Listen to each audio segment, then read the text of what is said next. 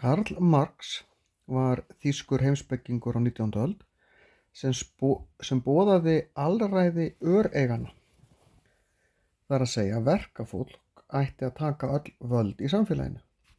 Hann hélt því fram að ekkert skapaði verðmæti annað en vinna fólks og því ætti vinnandi fólk að fá að ráða hvernig öllu verðmætum væri ráðstafað.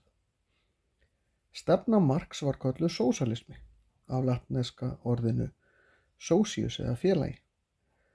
Kommunismi, af kommunis, sameiginlegur á latínu, eða marxismi. Ríkjandi kerfi kallaði Marx kapitalista, af kapital sem þýðir auðmagn, orði sem í mörgum tungumálum. Marx áleit að borgarastéttin sem stýrði ríkjum Evrópu eftir að aðallinn missti völdin myndi aldrei láta völdin í hendur öreigana á friðsamlegan hátt. Eina leiðin til þess að skapa réttlátt samfélag var að gera byltingu.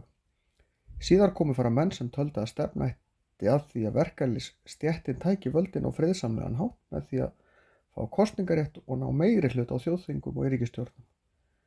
Þannig klofnaði hreyfing sósíalista, annars vegar voru kommunistar og hins vegar sósíaldemókratar, sem hægt að kalla þá lýðræðissósíalistar.